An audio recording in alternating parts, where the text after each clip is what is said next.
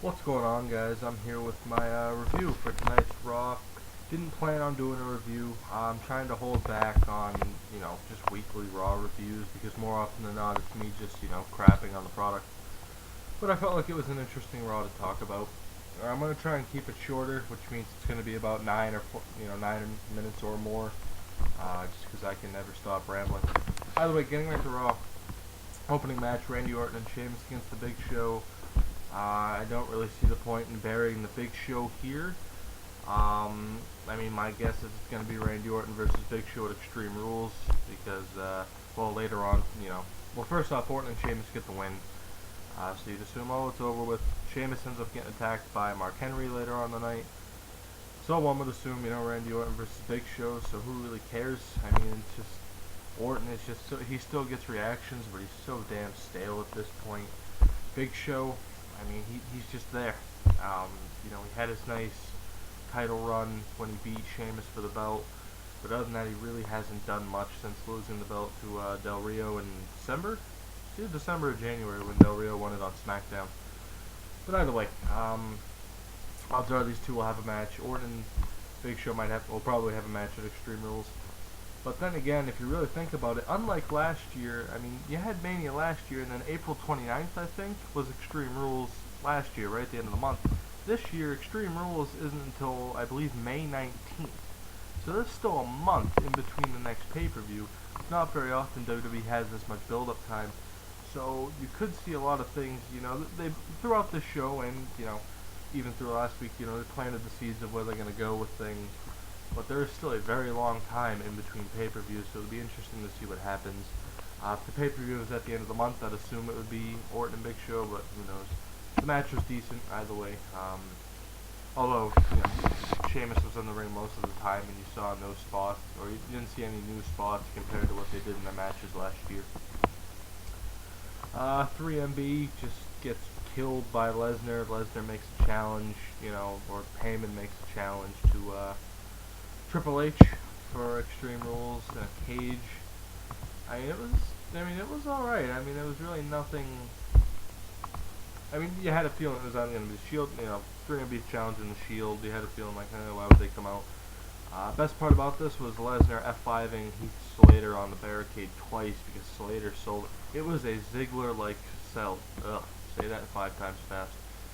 But, good sell job by Slater. It's a 3MB segment, so. Next you had Kofi Kingston versus Antonio Cesaro. That's all you can really say about it. It was a solid match. The last 2 minutes of the match were really solid, and I'm surprised considering it was a Raw match. But who the hell did Cesaro piss off? I don't know, man. I don't know too many people who are going to be happy about this. Kofi, again, has nothing to do, so they just put a mid-card title on him. That is what it is. Kofi's the new U.S. champ. They really didn't put anything into Cesaro's reign. He held it since August, so it was at least a decent, lengthy title run. So Kofi's just going to be stuck in mid-card hell for now, and who knows what the hell they're going to do with Cesaro, but it really is a shame. Obviously, the world title scene right now is pretty cluttered, so I don't see him going there anytime soon. So for the meantime, he's in trouble. He really is. As an ROH fan and a fan of Claudio Castagnoli in general, I do feel like, they completely dropped the ball on him. Obviously, it might be too early to say. He's been in the company for about a year now. I really do not see where they're going to go with him, and I am concerned. As a fan of his, that you never know. That every year around Mania time when they make the Mania cuts, there's always like one shocking cut. It could be him. I really don't know. A lot of people think like, Zack Ryder will be the surprising cut.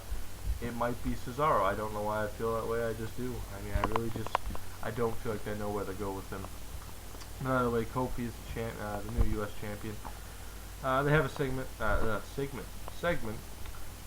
Can you tell I don't edit these? It should be kind of obvious at this point. But they have a segment with Ziggler coming out and basically saying, hyping himself up. It wasn't too bad. He gets interrupted by Del Rio. They tease going into a match.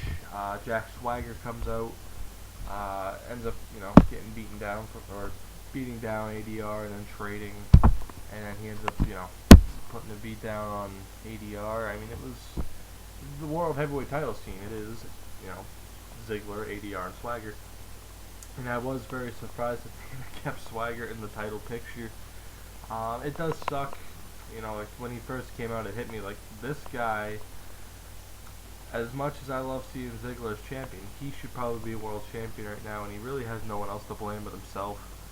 The character's, you know, pretty much flopped at this point, but then again, he did have a match later on in the night. Next you got Kane and Daniel Bryan squashing the Primetime Players for, I believe, the 8th time in the past month and a half, 2 months. I mean, literally, I swear to God, I see this match. I cannot remember the last time I did not see this match on Raw other than last week. But, yeah, I mean, Primetime Players are just another team stuck in hell. No one, you know, the old saying, well, not everyone can be on top at once.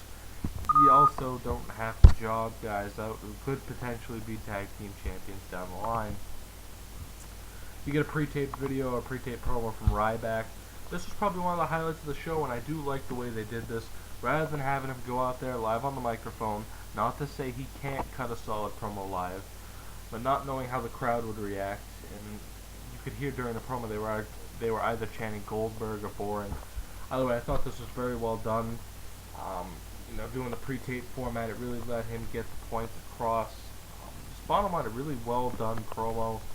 I mean, nothing more I can say about it. Just great work there. You get R-Truth versus Wade Barrett, and Barrett jobs, or not jobs, but I mean R-Truth wins the match. This was not a good night for current champions, you know. Unfortunately, as big of a fan of Barrett as I am, he got no reaction. He's another guy like Cesaro. It's like, thankfully, I was so happy last Monday when he won the belt back from The Miz. You know, I believe I talked about it in my review last week. What the hell The Miz is gonna do now? Who the hell knows? I really think he's screwed. He's in a place just like Cesaro. Barrett's fortunate enough to have a title still, but the title doesn't mean anything, and he's still losing matches like every week here. I would hate to see them put the belt on Truth. That would just be ridiculous. I know he's like 40 years old at this point. He's really not over anymore. He hasn't been over as a face since about 2009. The most he was over was 2 years ago when he was a heel, you know, doing the little Jimmy stuff and then teaming with Miz. Just a match with two guys who aren't over. Especially in Barrett's case, it sucks to say, but it is what it is. Truth gets the win. Tag match between Great Khali and Santino against Rhodes Scholars. I mean, it was what it was. Khali's on TV. Santino doesn't even get a reaction anymore. And the Rhodes Scholars are just another team sitting there not doing anything. At least they picked up the win in this match. You get a Fandango segment next. And this was probably the most disappointing moment of Raw. They had no problem hyping up the fact that the whole Fandangoing thing, because of the New Jersey crowd last week, or it wasn't a New Jersey crowd, it was an international crowd. You know, they've ran Raws there before that had crowds like this, but they were pretty much dead. That was a Mania crowd, that wasn't a New Jersey crowd. But they had no problem hyping up the fact that it became a popular thing through social media and on YouTube, the whole Fandangoing thing. They had no problem hyping that up. But when you do that, you have to follow up the week before and deliver on the hype, and they really didn't. I just don't see how you're making, you know, it's obvious they did not expect this guy to get over at all. I mean, they kind of put some confidence into him, but you can tell just by the way they handled this, they really didn't expect this. No one did. But you have to do better than this. I mean, this guy basically became a star overnight because of one crowd. And this whole segment is him saying, "Do you want to go fandangoing with me? Say my name right. Oh, you can't, I'm gone."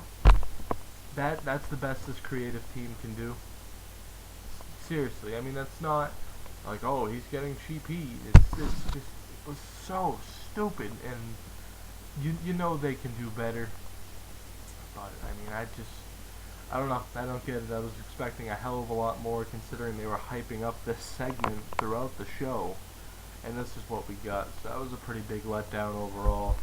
Where he goes from here, where the character goes from here, whether or not he stays over, I don't know. You know, I'm just hoping for Johnny Curtis's sake that he does, you know, manage to stay relevant, but who knows. Jack Swagger against Dolph Ziggler. You know, crowd really wasn't into it. There's two heels going up against each other, and Swagger gets the win. Now, it's tough for me. You know, you can call me a heel fan if you want, but being a fan of both of these guys, Ziggler, before getting the title, was jobbing every week on Raw. Like, literally, for the past month of Raw, he was jobbing. Loses at Mania, cashes in last week, and then still, as the champion, loses on Raw. Clean. I mean, it was just a roll-up that beat him. I just don't understand their handling of Dolph Ziggler at this point. It's just getting ridiculous. You're trying to tell us that, oh, this guy is such a great, you know, he's one of the best, and we're supposed to believe him. And then you have the guy job on Raw directly after. It's just mind-boggling.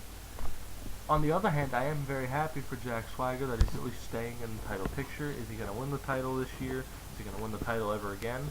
Probably not. I really think he screwed himself over this last time. I don't see him ever getting the title again. Things may change, who knows. But he's the third wheel when it comes to the world title scene right now. Of course, ADR and Ziggler is the main thing. Yeah, Jack Swagger gets the win with the roll-up. I mean, man, I just can't get over the fact that Ziggler jobbed again. It's just mind-boggling stuff. If you want to make Swagger still look like a contender, have Ziggler run away from him. Yes, that makes Ziggler look like a bitch. But heels, especially flamboyant heels, usually are supposed to look like a bitch. They run away when they know they're in trouble. So have Swagger come close. Have him, you know, put him in the Patriot lock. Ziggler, you know, manages to get to the ropes.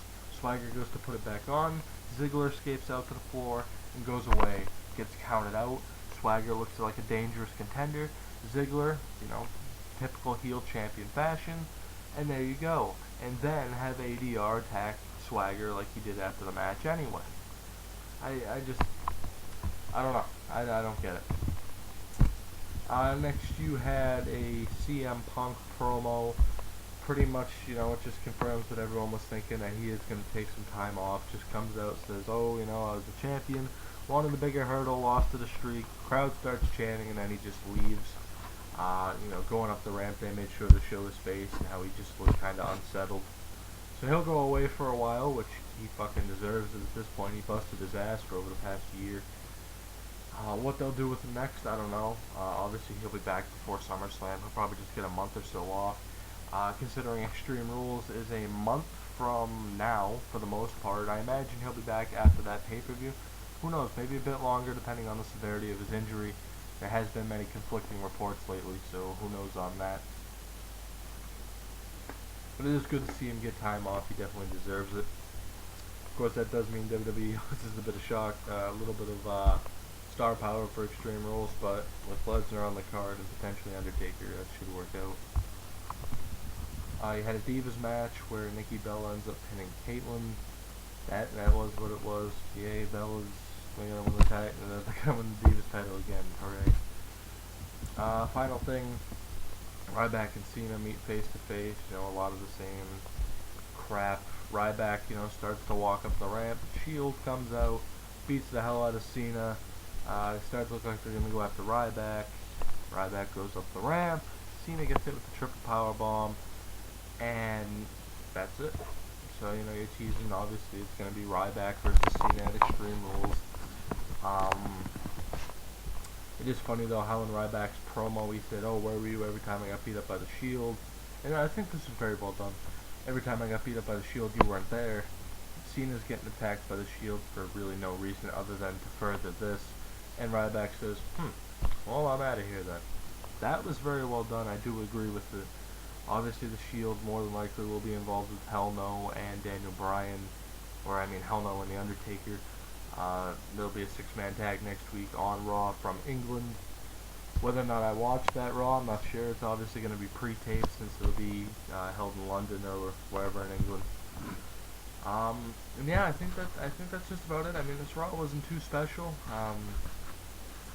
It had some high points. It had some decent wrestling, especially with the Kofi and Cesaro match. A lot of questionable results, that's for sure. And really, I mean, it just planted the seeds. I mean, you didn't plant too many seeds for Extreme Rules last week, with it being after Mania. But now, they started to plant the seeds for Extreme Rules, and it'll be interesting to see where it goes. But overall, I couldn't really say, oh, this is a must-see Raw, or even worth your time watching. I mean, if you like me and love wrestling this much, you'll watch it regardless. But I think that's it for me for now. One last thing, down in the description will be a link to my main channel, my personal channel, where where over the past month or so I've been uploading a lot of Ring of Honor. And I'm just gonna, plug that for the hell of it. I think I just hit 100 subs earlier tonight. But yeah, if you're interested in some Ring of Honor, some other wrestling here and there, check that out. And that'll do it for me for now, guys. Thank you for watching this video, and I will see you next time.